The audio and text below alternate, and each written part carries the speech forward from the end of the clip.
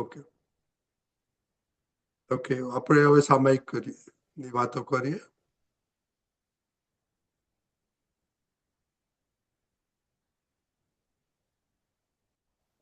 આમાં તમારે જે પાર્ટ લેવો હોય એ લેજો, તમારે જે લેવો હોય એ પાર્ટ લેજો. હા, સમજી ગયો, રાઈટ. એ સેકન્ડ જ લેવાનું છે. પાણી તેવી વાણી, આહાર તેવું મન તન સર્વા હારે, ભોજન માહો સત્સંગ.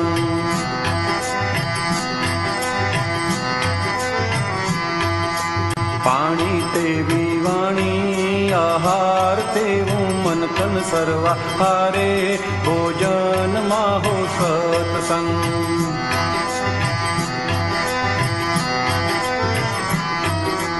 જગરોગો નિવારક, નિજ શક્તિ વર્ધક પાણી, પીશુત વાણી, નિષ્પક્ષી અમૃત વાણી.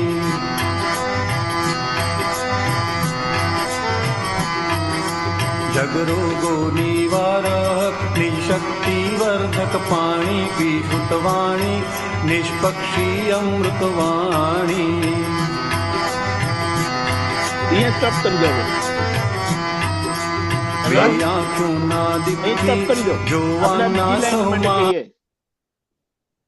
ઓકે. જગરોગો નિવારક, નિજ શક્તિ વર્ધક પાણી, પી શ્રુતવાણી, નિષ્પક્ષી અમૃત વાણી. એ દાદા ભગવાનની વાણી, સત્સંગ, સમજણ, આજ્ઞા માટે આ વાત કરી છે કે શરીરના રોગોની દવા જગતના લોકો પાસે છે, એના ડોક્ટર છે, પણ ભવ રોગ એટલે જગનો રોગ, જગતમાં ભટકવાનું કારણ, જન્મ મરણના ફેરામાંથી છૂટવા એટલે જન્મ મરણના ફેરામાં જે ધક્કા લાગ્યા કરે છે, અજ્ઞાનનો રોગ કાઢવાની શક્તિ કોઈની પાસે નથી. એટલે જો એ રોગ ગયો, એ રોગ બંધ થયો, વધવો ના જોઈએ. પણ જે પેસી ગયો છે તે નીકળી જવો જોઈએ. એટલે નવો પેસે નહીં. એ જે આખી તમારી અંદરની ભૂમિકા, આખી કૃપાથી જે થાય છે તે શ્રુતવાણી, અનુભવવાણી, સિદ્ધાંતવાણી, યાદવાદ વાણીનું પ્રમાણ છે, જે આપણને દાદા પાસે મળ્યું છે.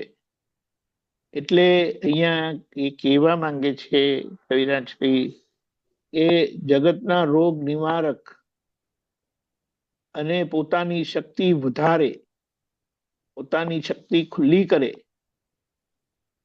એવું પાણી એ શ્રુત વાણી, એવું પાણી છે. દાદાની અનુભવ વાણી, દાદાની સિદ્ધાંત વાણી, દાદાની સ્યાદવાદ વાણી, કે એ બધા જ પ્રકારના આવરણ ભેદી નાખે, તોડી નાખે અને અજ્ઞાન સંપૂર્ણપણે કાઢી નાખે. અને તેથી જ પોતે શુદ્ધાત્મા છે એનું લક્ષ્ય બેસે છે. એટલે આ વાણી, દાદાની વાણી આપણને સમજાતી જાય અને એ એમના જેવો જ આપણો અનુભવ ખુલ્લો થતો જાય. એ માટે આપણે પ્રાર્થના કરીએ છીએ. એટલે માટે અહીંયા કહીએ છીએ કે એ વાણીને સાંભળીને આપણને આપણી વાણી સંભળાતી જાય, કે આપણે એમની વાણી સાંભળી છે કે એમાં કોઈ રાગદ્વેષ નથી, કોઈ ઝઘડો નથી, બધા જોડે દાદા પ્રેમ સ્વરૂપ રહે છે. દાદાની વાણી સ્યાદવાદ છે. તો એ વાત, સ્યાદવાદના પ્રમાણ આપણને સમજાતા જાય. જ્યારે આપણે પોતાની જ વાણી સાંભળીએ, અહીંયા બોલાય છે ને સાંભળીએ, એટલે એ જે શુદ્ધિકરણ જે થાય છે એ શ્રુતવાણી, અનુભવ, જ્ઞાનવાણી, સિદ્ધાંત વાણી, સ્યાદવાદ વાણી જે દાદાની કહેવાય છે, એ પડતા જ, કાને પડતા જ આપણને એ સાચી સમજણ મળતા આપણે જે અંદરનો જે બધો રહી ગયેલો, ભરાઈ ગયેલો કચરો છે, જ્યારે જ્યારે ખાલી થાય અને એ બધું ખાલી થાય એટલે શું? આ ડિસ્ચાર્જ અહંકાર છે એ વાણી દ્વારા વ્યક્ત થાય છે. ડિસ્ચાર્જ અહંકાર એ વાણી દ્વારા વ્યક્ત થાય છે. આપણી જ વાણી, જે સ્યાદ વાદ વાણી નથી. એટલે ડિસ્ચાર્જ અહંકારની જે વાણી બોલાય છે, બોલતા નથી, એ સામા નિમિત્ત આપણી પાસે બોલાવે છે. એટલે તે વખતે આપણે આપણી વાણી સાંભળી લેવી અને એમાં ક્યાં અને કેટલા સ્યાદવાદના પ્રમાણ તૂટે છે, 9 કલમો ક્યાં તૂટે છે, એને સમજીને એમાંથી નીકળતા જઈએ. એટલે એક મિનિટ,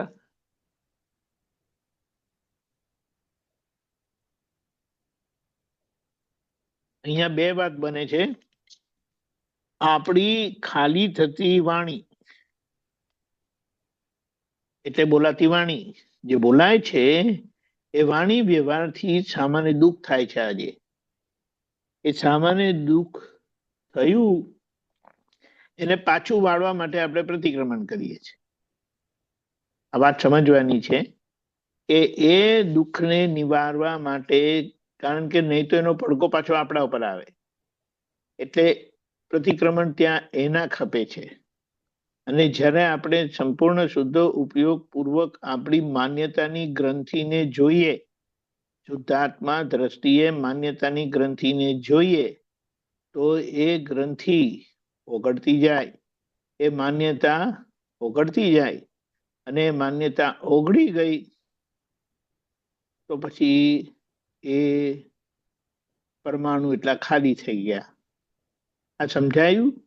એક આગળની ભૂલથી આપણા વાણી વર્તન બગડે, જેનાથી સામાન્ય દુઃખ થાય, જેના આપણે પ્રતિક્રમણ કરીએ, કારણ કે સામાન્ય દુઃખ થયું, એનો પડઘો આપણા પર ફરી ના આવે, રિટર્ન ના થાય, તે માટે આપણે પ્રતિક્રમણ રાખીએ છીએ. અને તે દાદાએ કીધું કે આ નામધારીથી એ ભૂલ થઈ, તેના આપણે પ્રતિક્રમણ કરીએ છીએ. અને જ્યારે આપણે શુદ્ધાત્મા દ્રષ્ટિએ એ જે માન્યતાના કારણે આ વાણી વ્યવહાર થયો, એ માન્યતાના ભાગની ગ્રંથિને જોવાથી, શુદ્ધાત્મા દ્રષ્ટિએ જોવાથી, આ ધીમે ધીમે આપણી માન્યતાની ગ્રંથિઓ, એટલે માન્યતા પકડાતી જાય છે. રોંગ માન્યતા જે છે, આમ હોવું જોઈએ, આમ ના હોવું જોઈએ, આમ કરવું જોઈએ, આમ ના કરવું જોઈએ, એ બધું સમજાતું જાય અને એ આગ્રહ પકડ આપણું છૂટતો જાય. એટલે એના સંબંધી જે આપણા વાણી વ્યવહાર બગડતા હતા તે ચોખ્ખા થતા જાય. એટલે દાદાએ કીધું, અમારો એક જ શબ્દ જેમ છે તેમ અંદર ઉતરી ગયો, તો એ એક શબ્દની શક્તિ એટલી બધી છે કે એ આપણને સંપૂર્ણ વિતરાગ બનાવે. એમના જેવા જ સિમંદર સ્વામી ભગવાન જેવા, દાદા ભગવાન જેવા આપણને બનાવે છે. એટલી શક્તિ એ શ્રુતવાણીમાં છે, અનુભવ વાણીમાં છે, સિદ્ધાંત વાણીમાં છે, સ્યાદવાદ વાણીમાં છે. એ આપણા કાનમાં પડવી જરૂરી છે. એટલે અહીંયા આ જે લાઈન આવે છે, જગરો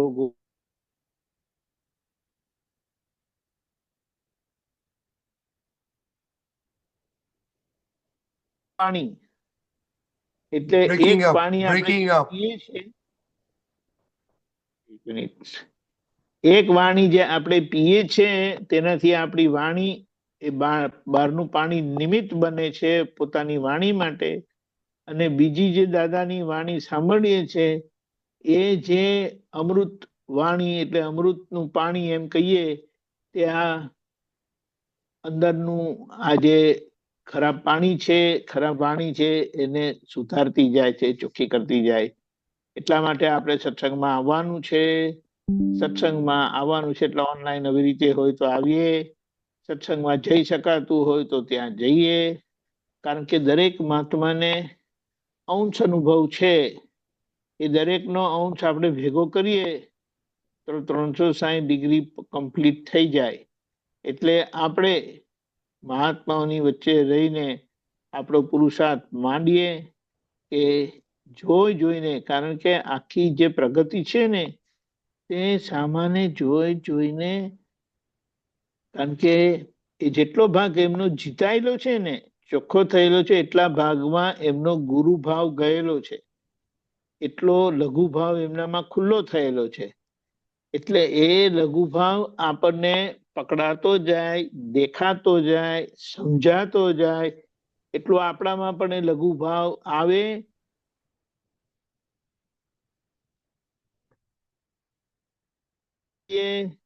આ લઘુ ભાવની ભાવના કરીએ અને જોયું ને, એટલે એ આપણા ધીમે ધીમે આપણા ચારિત્રમાં આવે, શીખવામાં આવે. એવો નિશ્ચય થયો કે આમ હોવું જોઈએ, કે પછી બધું ધીમે ધીમે બદલાતું જાય. આ એનો પ્રોસેસ છે. એટલા માટે હાજર વ્યક્તિ અને દ્રષ્ટિ પામેલા મહાત્મા હોય,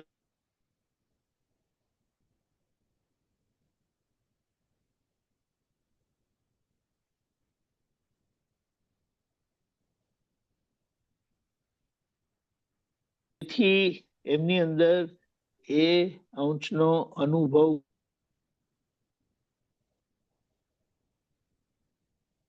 You're still breaking up.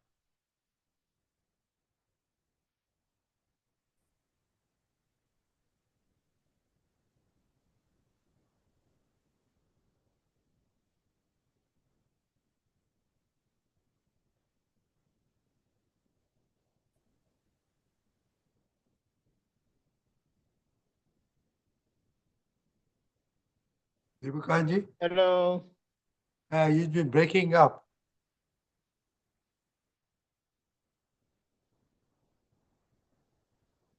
એને Okay, now we can hear you.